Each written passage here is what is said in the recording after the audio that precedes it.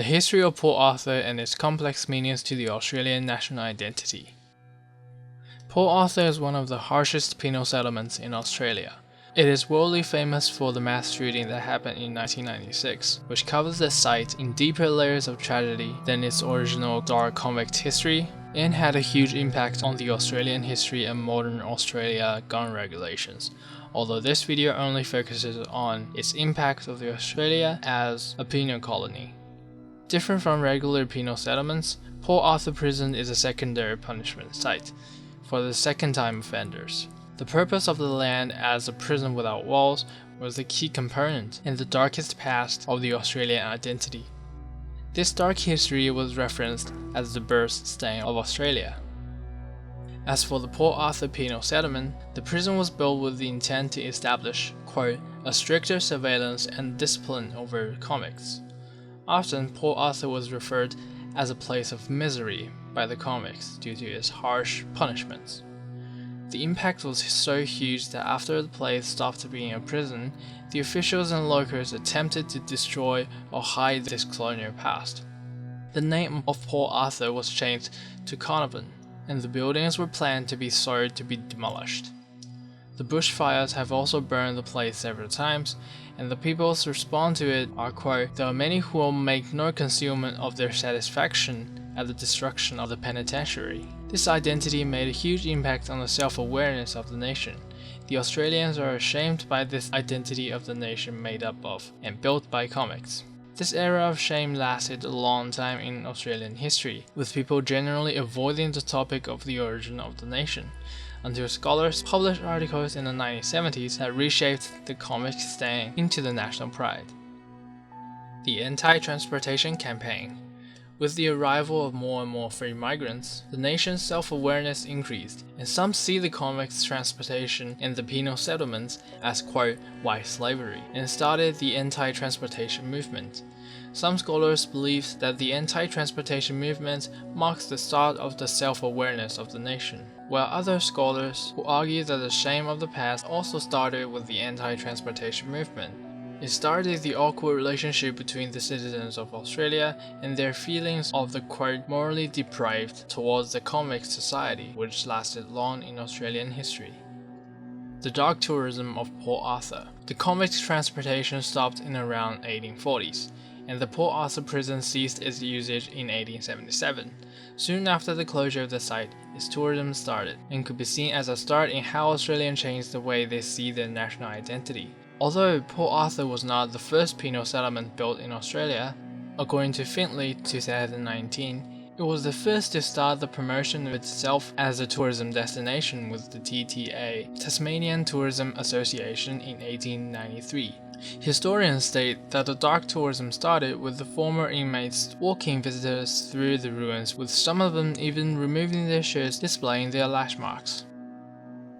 Scholars also found that the cinema helped promote the tourism and helped make the Australians accept their national identity by rebranding the convict sites. For example, in the film See Tasmania First in 1935, they hailed the builders of Port Arthur, the convict, as, quote, skilled convict craftsmen, and the buildings, quote, of excellent design and architectural triumphs. Much has been written in chapters sensational and gloomy about Port Arthur, but the mellowing passage of time has transformed the austerity of bad old days into one of Tasmania's most popular attractions.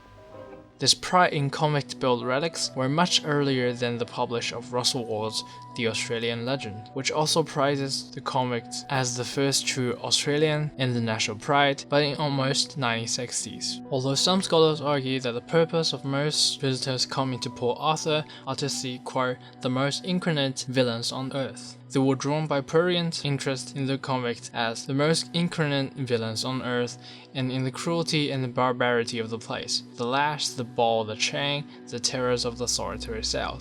The tourists are lured to the dark past of the place, and this could be seen as the national image, and the impact of the dark convict past was not changed as much. Most Australians are still ashamed of their past, and now they merely found a way to economically benefit from this identity.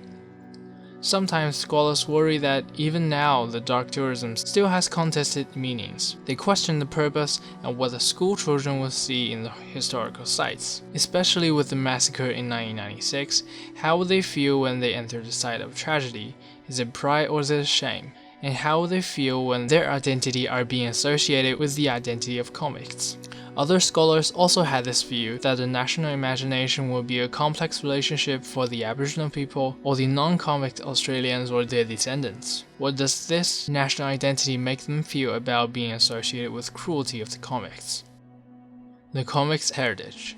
The largest change in the national identity regarding convicts is after the publish of Russell Ward's The Australian Legend. Although historians suggest that Russell Ward was not the first to claim that convicts were the founders of modern Australia, but he was the first to show how the convicts shaped our culture in positive ways. Russell Ward argues that the traits of typical Australians originated from the Bushmen, who were mostly convicts and ex-convicts. Although his arguments were debated when it was published, Australians are generally freed by this new view into their Australian identity, and they now see the convict as a national treasure. Some scholars agree with this view, supporting that egalitarianism also started with the convicts, since the records and their crimes for the transportation was not transported with these convicts. They started judging each other not from their backgrounds, indicating that everybody has a fair go and a new opportunity. These convicts that were in jails decades or centuries ago are now seen as founding fathers, pioneers, and the symbol for workmanship, positioned at the center of the Australian national identity. The penal settlement past was a vital part of the Australian identity. Through the tourism and the promotion of Port Arthur and other prison sites, the social movements, the Australians become more and more aware of their national identity, accepting their national identity, and finally seeing this identity as a national pride.